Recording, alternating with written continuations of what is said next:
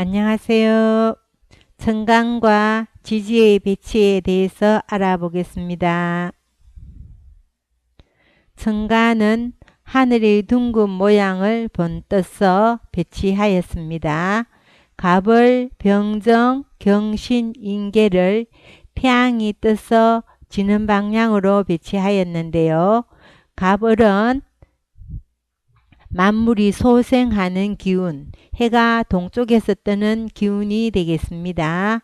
병정은 태양이 낮에 하늘 높이 남쪽으로 떠오르므로 병정을 남쪽에다 배치하였고요.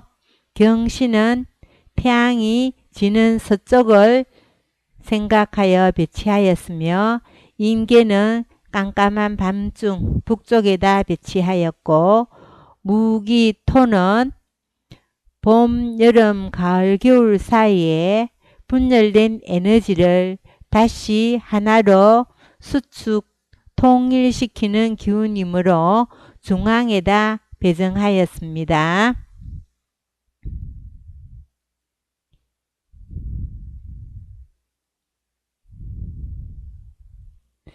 그럼 지지도 한번 살펴보면, 지지는 땅의 기운이므로 평평한 땅을 생각하여 네모나게 배정하였습니다. 자, 한 해의 시작이 인월인데요.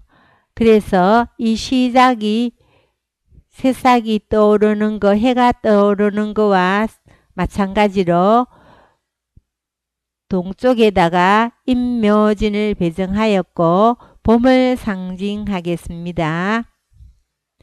사오미는 남쪽, 여름을 나타내었고요.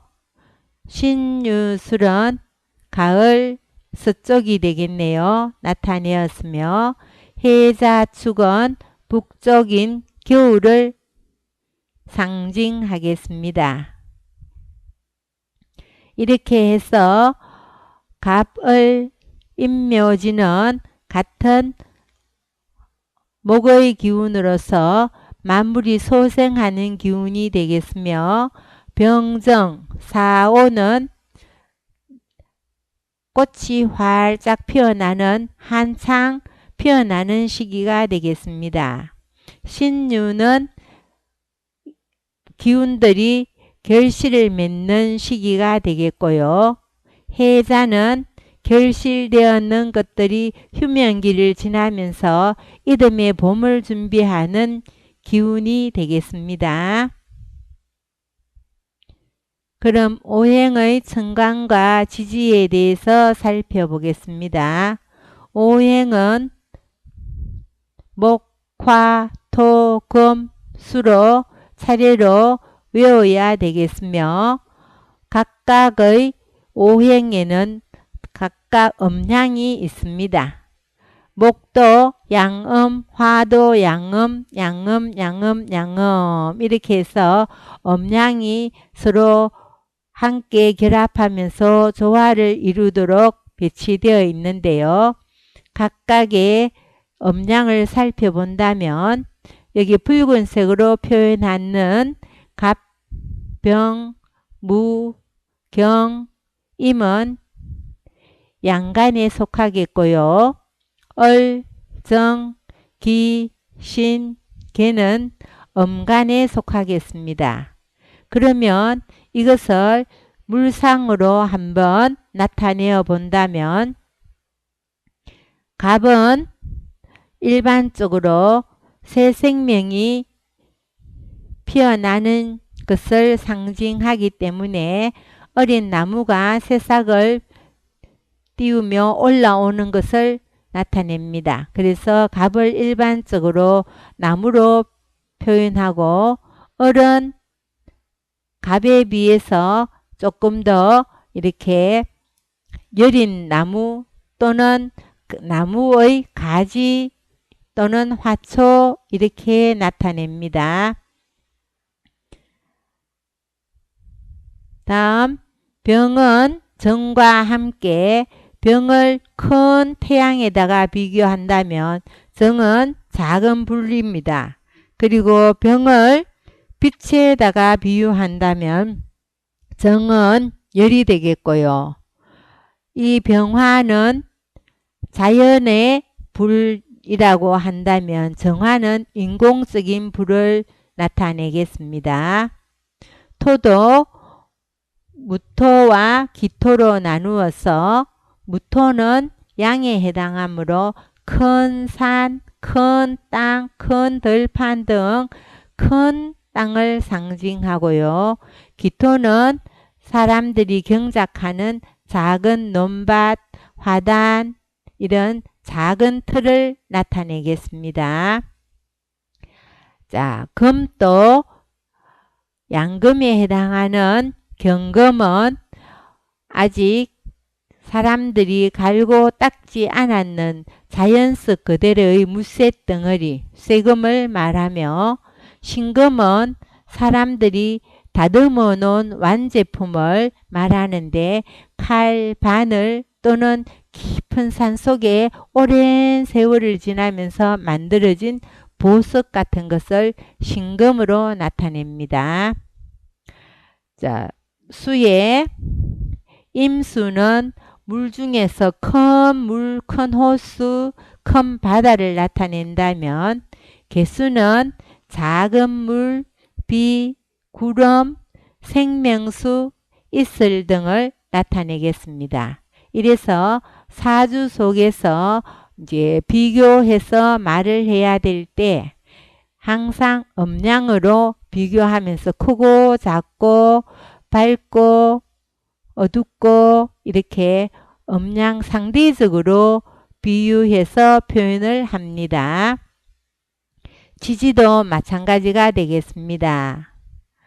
자, 천간은 목화, 토금수 이렇게 오행을 차례대로 적었습니다만 지지는 토가 4개나 되기 때문에 오행에 보면 목토, 화토, 금토, 수토 이렇게 각각의 목화, 금수 사이사이에 토의 기운이 들어가서 에너지가 분열되었던 것을 다시 수축시키고 또 에너지가 분열되었던 것을 토가 수축시키며 금이 분열되었던 것을 또 토가 수축시키게 이렇게 되어 있습니다.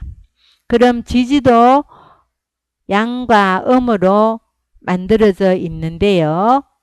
자, 여기서 빨간 글씨로 적어 놓았는 인, 사, 신, 해는 다 양에 해당하는 기운이 되겠고요. 검정색으로 적어 놓았는 묘, 오, 유, 자는 음에 해당하는 글자가 되겠으며 진, 미, 술, 축은 오행 중 토에 해당하는 글자입니다. 그리고 이 토에 해당하는 글자 4개 중에서 진토와 술토는 양토가 되겠고요. 미토와 축토는 음토가 되겠습니다. 그래서 지지인을 우리는 양목이라 한다면 묘목은 음목이라 하고 진토는 양토, 사화는 양화, 오화는 음화 이런 식으로 나타냅니다. 천간과 마찬가지로 지지도 물상으로 표현해 봅니다. 그럼 천간에 있는 갑을 나무라고 했듯이 이 인목도 목재, 나무가 되겠습니다. 그럼 갑목과 인목은 같은 성격이 되겠고요. 천간으로 표현할 때는 갑목, 지지로 표현할 때는 인목 이렇게 되겠네요.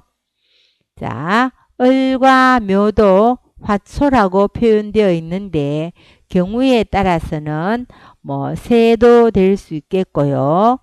꽃도 될 수 있으며 나무 가지도 될 수가 있겠습니다. 다음 진토는 사람들이 잘 영양물질을 넣어서 아주 부식토로서 농사짓기에 좋은 적당한 토가 되겠으며, 사화는 천간에 있는 병화와 같이 태양을 상징합니다. 오화는 등불, 모닥불, 작은 불, 형광등 이렇게 보면 되겠고요. 그 다음 미토는, 자, 이거는 여름을 지나면서 토이기 때문에 마른 흙이 되겠습니다. 사오미에서 여름을 지났는 토이므로 그 여름에 열기가 남아 있어서 마른 흙으로 나타내었습니다.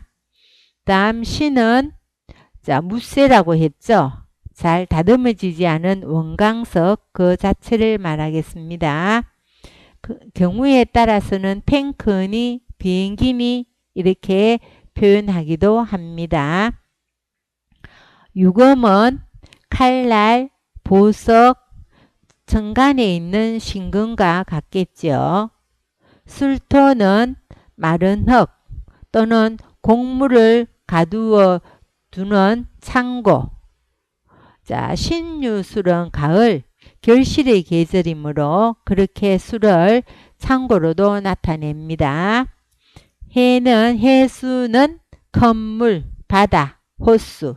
자수는 차가운 물, 작은 물, 비, 구름 등이 되겠고요.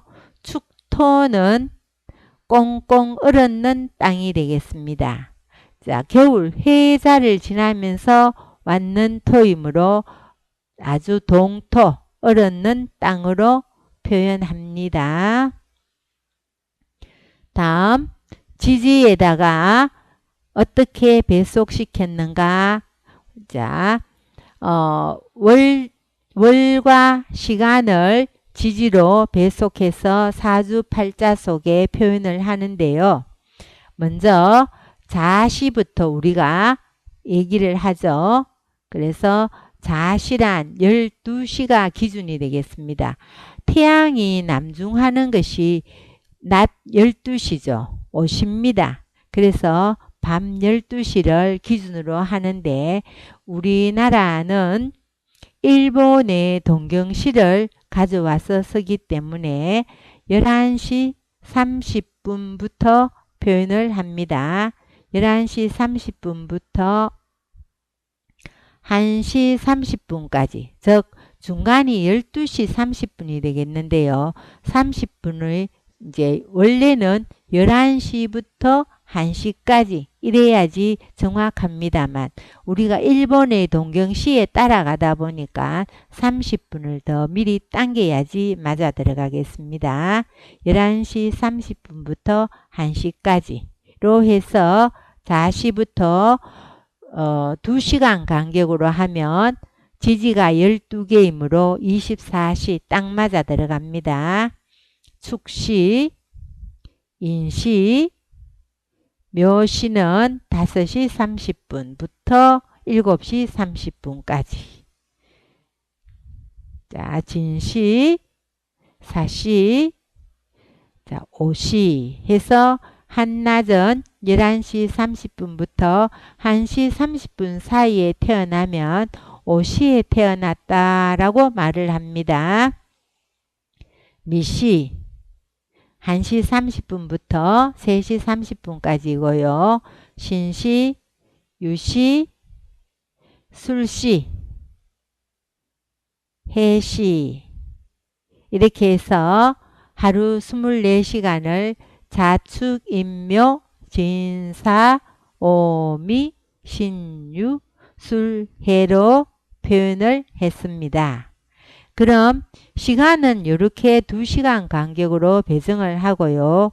달을 또 배정해야겠죠. 몇 월에 태어났는가부터 나타내겠습니다. 자, 우리가 1월 1일은 새해가 바뀌는 걸로 알고 있습니다만 이 사주학에서는 계절학이 되어나서 입춘, 봄이 시작하는 기점부터 해가 바뀌겠습니다. 그래서 기해년 나이가 바뀌는 고 기해년으로 넘어가는 것은 사주 속에서는 2월 4일을 기점으로 해서 바뀝니다. 한 해의 시작이 인월이 되겠습니다. 자, 입춘 2월 4일이나 2월 5일이 인월이 되겠고요. 다음 묘월은 경칩이라 해서 개구리가 겨울잠을 자고 깨어나오는 시기입니다. 3월. 진월은 아주 날씨가 맑고 밝은 깨끗한 날을 나타내는데요. 4월 청명부터 진월이 되겠고요. 입하는 자, 여름이 시작되는 시기입니다. 4월. 4, 5미가 여름이죠. 자, 임묘지는 봄이 되겠습니다. 임묘, 봄이 시작되어서 묘월에서 왕성한 봄의 기운을 가지고 있다가 진월이 되면은 다시 봄을 이렇게 봄의 분열되었던 봄의 기운을 다시 하나로 모으는 기운입니다.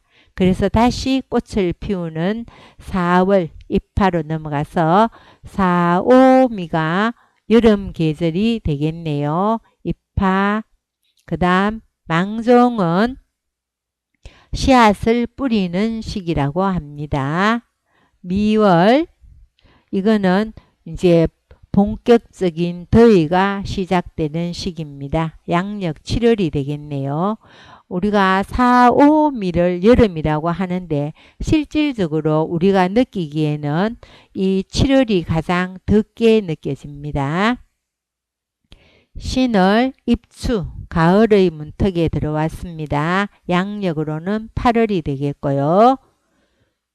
6월, 백로라 해서 이슬이 맺히기 시작한답니다. 9월.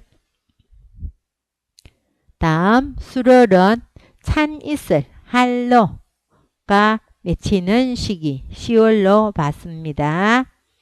해월은 양력 11월, 이제 겨울이 시작됩니다. 해자축해서 겨울이 시작되겠고요. 4월 때는 눈이 가장 많이 오는 시기 해서 양력 12월이 되겠습니다. 축월은 이제 본격적인 추위가 시작되는 곳입니다. 해자축은 겨울이지만 실질적으로 우리가 느끼기에는 축월이 가장 춥게 느껴지겠습니다. 양력 1월입니다. 자, 그럼 천간지지를 육식갑자와 함께 구성해 보도록 하겠습니다.